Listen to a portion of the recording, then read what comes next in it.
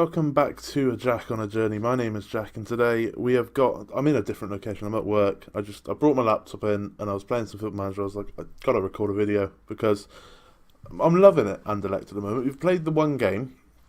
I'll show you the result of that in a minute. We're gonna play probably the one game today. I'll show you. I'll probably show you like some of our good players before we play that, and then we'll play the one game. I've made a transfer as well. Other news, I don't usually do this, but I've come in and I've kind of gutted everyone out, staff-wise. I've brought in a whole load new staff. If we go to the staff page, we weren't the best at all, anywhere near in all these, and now we are, so that's good. 49 staff. The only staff I need to do is, if I have a look, I've got a laptop here and the work computer here, and I've got all my bits up on the work computer. All I need to do is get like data analysis for the youth teams, physios, sports science for the youth teams as well, which I'll get round to at some point. But at the moment it's okay. Let's have a look at the good players, shall we? Because I didn't want to go on tactics. Because we've got some very good players. Starting off with Oriol Busquets. If you're going to be called Busquets, you're going to have to be a defensive mid. 4-star current, 4-star potential. He's 26-year-old Spaniard, obviously. £6.25 million. Looks very, very good. Worrying thing is, knocks ball past opponents. I don't really want him to do that, so we're probably going to try and train them to come off that. But everything looks fantastic, if you ask me. And he was the basis of our team. You obviously saw the tactic when I went on the tactic screen. We're playing a 4-3-3 with a DM, and he's going to sit. He's our rock in the DM there. So hopefully he can do the Busquets role and do well. He played fairly well in the first game. What did he get? He usually pops at 7.1. So pretty average. We've got a couple of good young left wingers. I'm going to probably try and retrain one of them to be a right winger so I can play them both.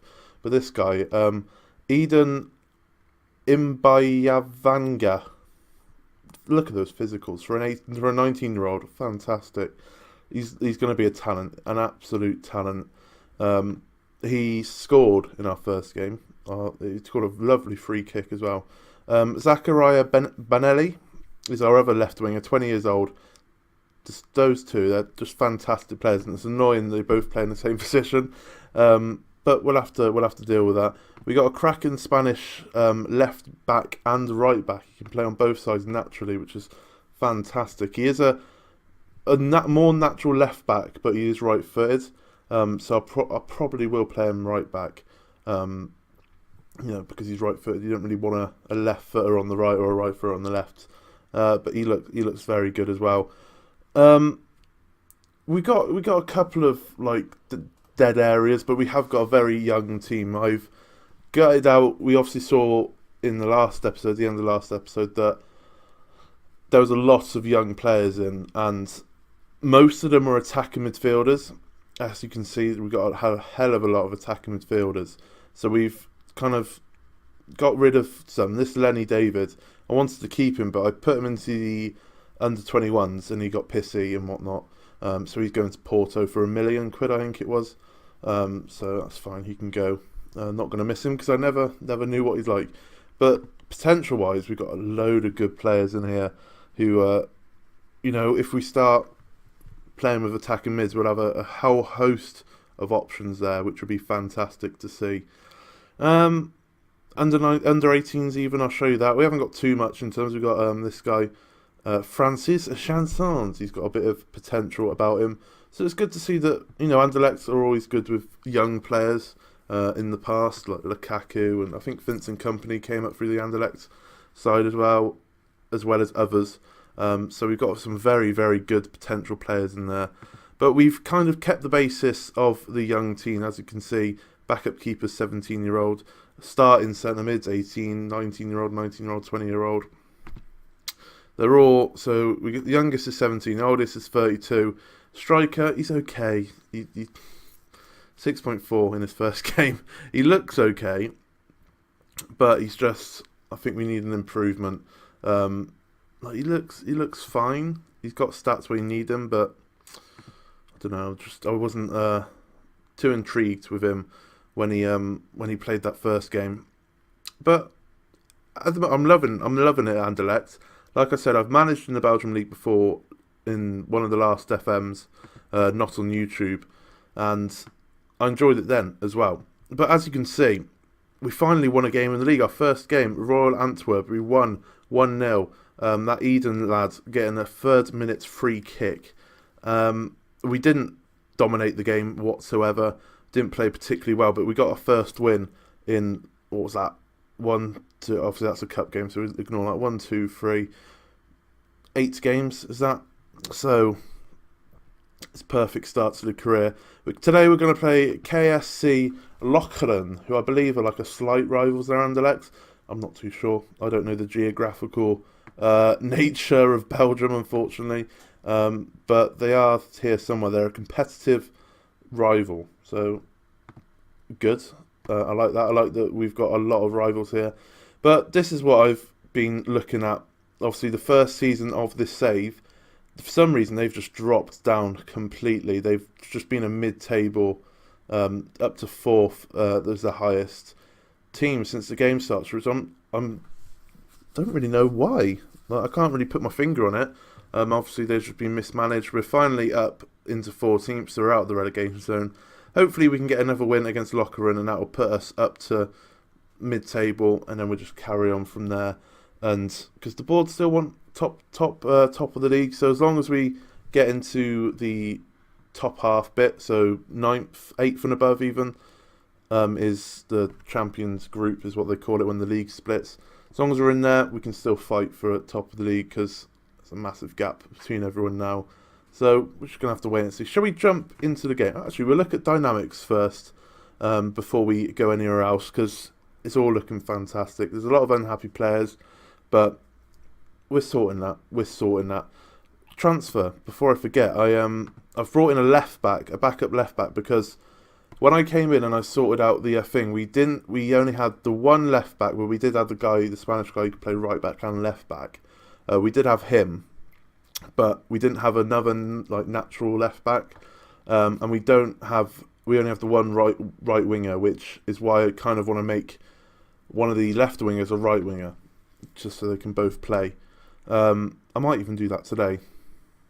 Yeah, I think I might do that today. But we brought in, he's not come through yet, has he? Because we're not in the window. Romeo Koulibaly from Armenia Byfield. Left back, 18 years old. Keep on going with the youth. Determination's low, but we can sort that out with mentoring and whatnot. We bought him for, I think it was about 100k. Was it with how do you check? 100k. So I think with appearances and things, about 150k. So that was a good little pickup, I think, because he does look decent and he will grow. He's about 3-star with 4.5-star potential. So looking good. He's going to be good as like a backup / fighting for a place. But this is the team we're going to go with. I'm going to go and put Zakaria Benelli at that right wing spot. Like he doesn't know what he's doing particularly, but if we keep him as a winger for now, and then we can change it to inside forward if we need to be. I assume he's left footed.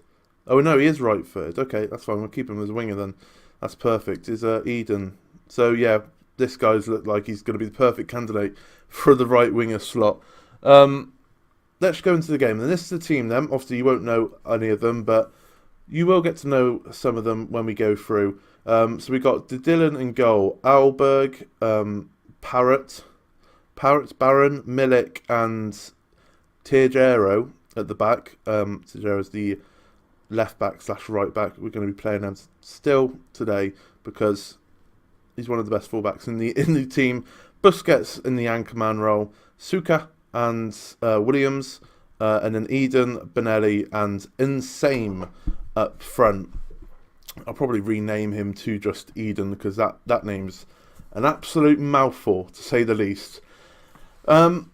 Hopefully, we can pick up 3 points today. I'll be very impressed if we do, coming in and picking up 2 straight wins at the start of the game. But I'm not too fussed about what happens early doors because I kind of want to just tweak things and see what works, see what happens. As soon as I saw Busquets, I was like, we need to play a defensive mid. And then I saw the good attacking wingers. I was like, 4-3-3 is the way forward, really, isn't it? In fact, I don't know French yet, so I'm going to let the assistant manager do all the talking. I can't remember if he's French or not, to be fair, because I've brought in so many staff that I have no idea what any nationality is. Our assistant manager is French, so that's fine. I've brought in a hell of a lot of nationalities in the staff. There is not many Belgium staff members, let's say. Under 21s managers, Real Albiol, which is cool, with Ricardo Montalivo, the AC Milan centre mid. He's in the coach, so we got a couple of decent players, good standard players in the coach and in the under 21s. So that's good to see. They was here when I got here, so didn't want to let go of them. So that was perfect. But at the moment, I'm happy with the staff. Like I said, I just need to get the physios for the youth teams and the data analysis. But that's not too much of a worry at the moment. Staff-wise, other than like first team staff, perfectly fine. We got all the coaches and for the both youth teams, so that's fine. Just need to kind of build our own squad now, and we're not going to have too much money to do it with. But once we start selling players and get rid of players off the wage budget, we're going to have a lot of money to play with, I hope. Because the Anderlecht are like 3 million in debt, purely because they're not getting into Europe. So they're playing like European wages, if that makes sense. So they're losing a hell of a lot of money. Sakor, what a goal. Sakor. Our centre mid's there with his first goal of the season. Perfect little play then. What was I saying? So yeah, they're kind of paying European calibre players wages, but not so much getting into Europe. That's a rocket and a half. The keeper was not saving that. So fingers crossed. The sooner we can get into Europe, the better. We shouldn't get into Europe this season. If we do, that'll be... Oh, was that a set? He's offside. If we do, that'll be an absolute miracle. But the board kind of expects it by the looks of it. As long as we get some early wins on the doors early on, like hopefully we could pick up a win, get 6 points in the first 2 games, like settle down with a tactic and a squad. I don't want to be doing too much rotation because... like, as a new manager, you kind of want to do rotation, but I kind of want to get a settled squad straight away because of the shitstorm we're in at the moment, being near the bottom of the league. Settled squad, a good settled squad, and just fire ourselves up to the top echelons of the league, if you will. And then, once we're up there, we can start fiddling about with tactics and getting players into the team and whatnot. But we are an hour into this match. It's a pretty even match. It's pretty similar to the game against Antwerp that we had. Both teams very even. We just got that one free kick early on, and that was the difference maker at the end of the day. Let's make some substitutions. Eden's not had a great game, so let's put Ben Ellie out on that left wing and bring on... Hold on, I don't know the players, but it's good that I've got two